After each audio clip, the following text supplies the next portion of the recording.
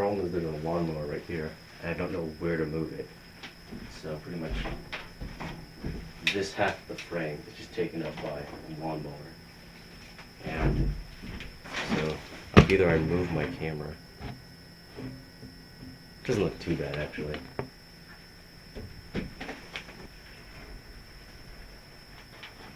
It's gonna like hit me in the face though.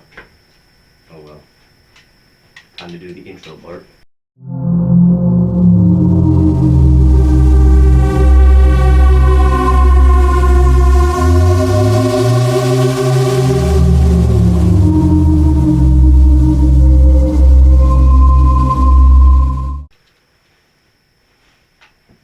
Once again, we got my secret agent briefcase and my script that I wrote for my second scripted video.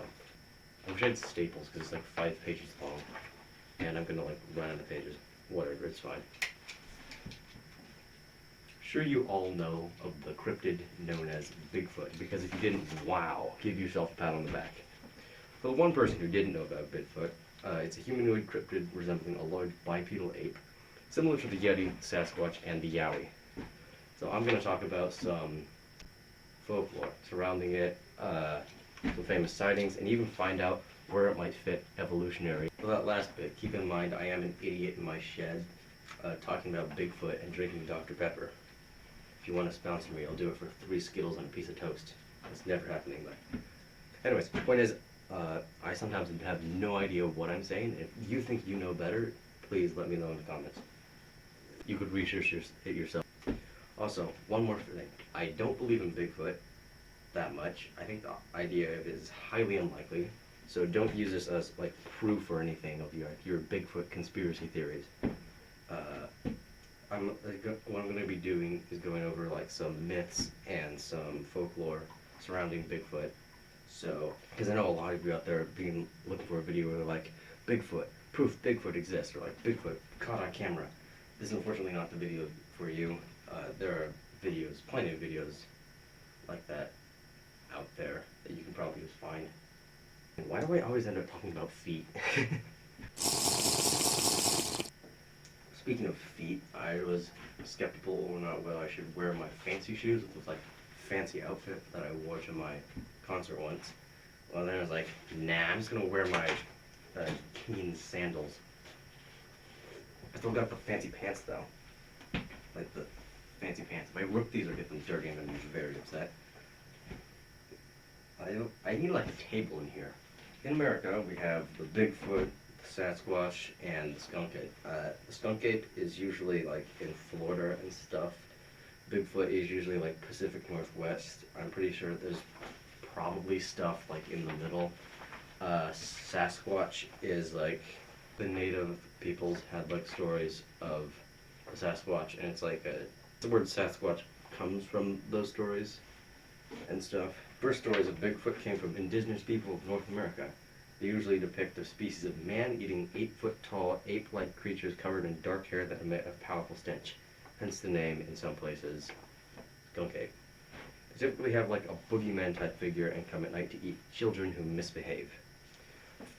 North American settlers started reporting sightings during the late 1800s and the early 1900s, with occasional findings of footprints, encounters, and even a few photos, adding to the legend.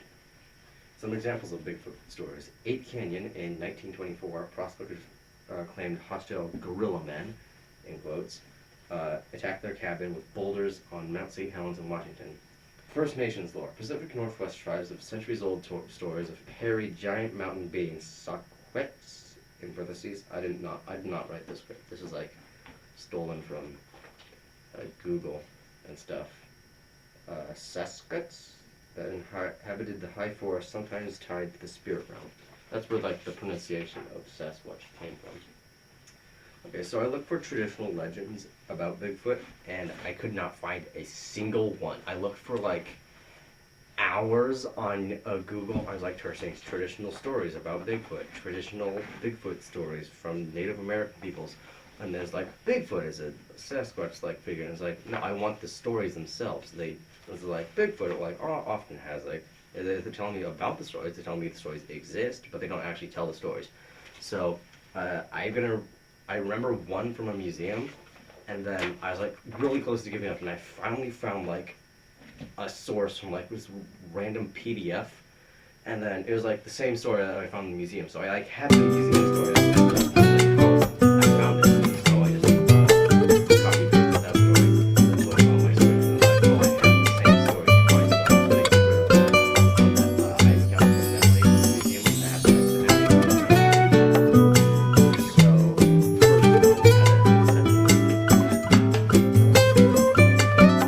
that. First, though, we gotta set the mood.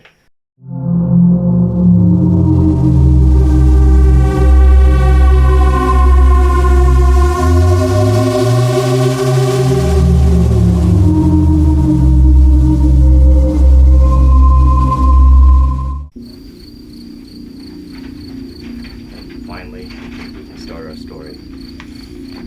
Okay. Bigfoot was a creature that was like a great big ape with long, shaggy hair. He had long, shaggy hair that made him look like a big animal.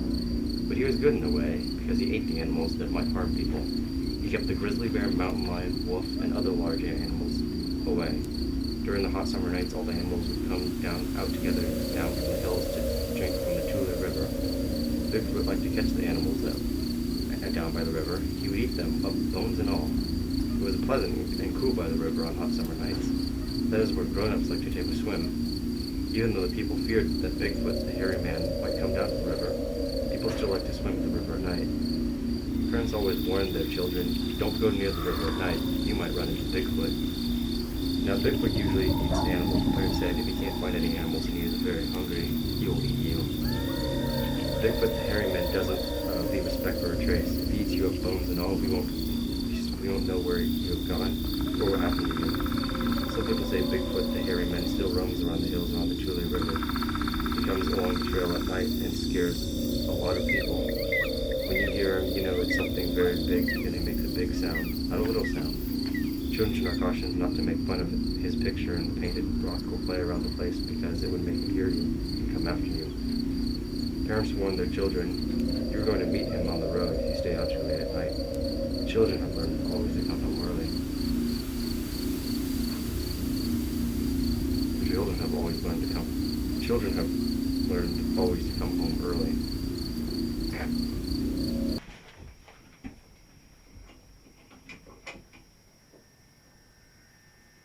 Okay, that was...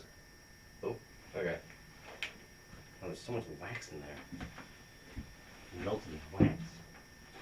Okay, so as you can see from that, it was more kind of like a boogeyman type cautionary tale about like the dangers of the river and the night and stuff. Like parents would tell their children to like keep them away and like scare them and stuff.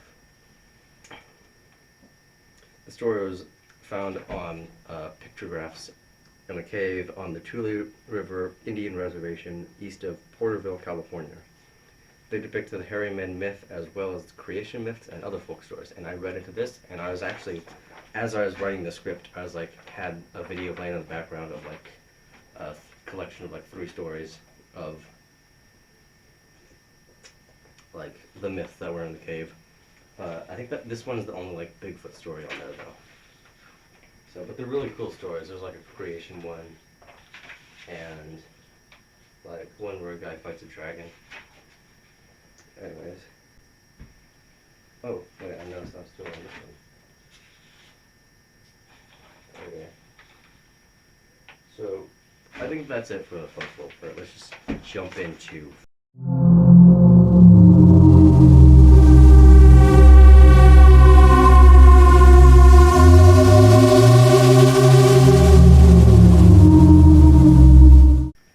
The most famous photo is probably this one, and we're going to edit it in later. Its story is tied to a series of footprints found in 1958 by Ray Wallace, a road contractor working in Northern California, who made plaster casts of giant footprints that he found near his work site. Hundreds of similar footprints were also found, and a few handprints have been reported. Some were clearly made by bears, some were fraudulent. Ray Wallace's relatives later found carved wooden feet matching some of the footprint casts, and the others remain unexplained, in quotes. This footprint cast associated with this footprint cast editing column here, and I couldn't actually find any of the pictures they were talking about of the feet prints. But look at this. I'm on a green screen. I could be anywhere. I could be on Mars. I could be in a dentist's office. I could be a other column editor. Edit me somewhere cool. This footprint cast is associated with the most celebrated Bigfoot sighting in modern times. In October 1967, Roger Patterson and Bob Gillum ventured into the woods in search of Bigfoot near where Wallace found his Bigfoot tracks. In Bluff Creek, they sighted a creature strolling through a clearing, and they managed to film a short sequence and reported from a reported distance of about 80 feet. The resulting movie is grainy and difficult to interpret, but it clearly shows something unlike any animal known to inhabit the region. Some would say this is incontestable proof that Bigfoot lives among us. But others is merely a man or woman in a gorilla suit. But two others is merely a man or woman in a gorilla suit.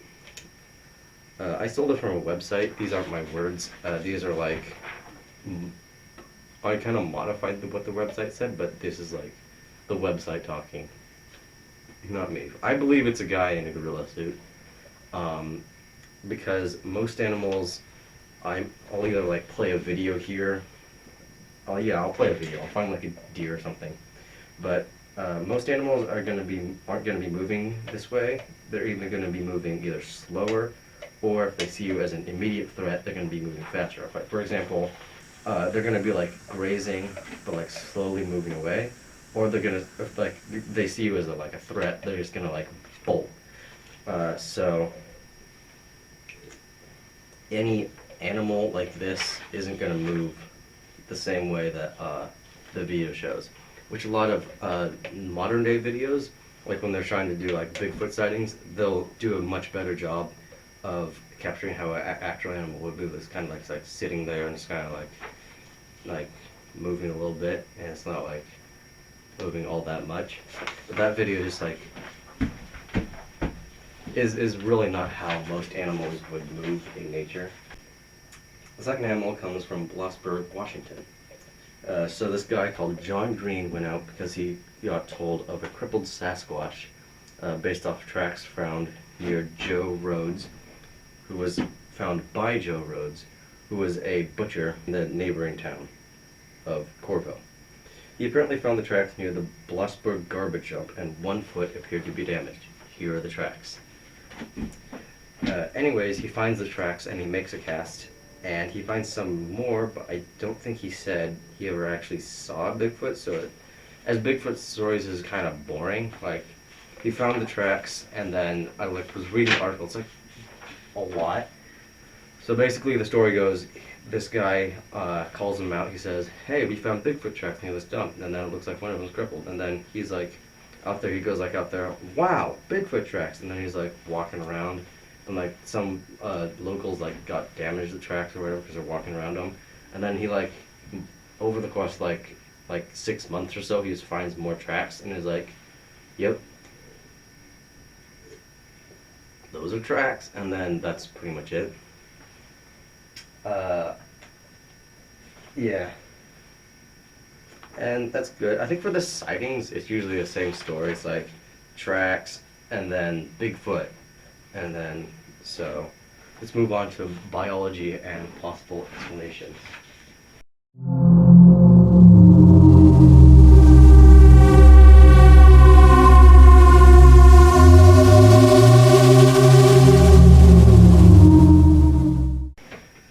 So, what I like from Clint's Reptiles, if you watched some of his videos, which you should, I think they're a lot better put together than mine.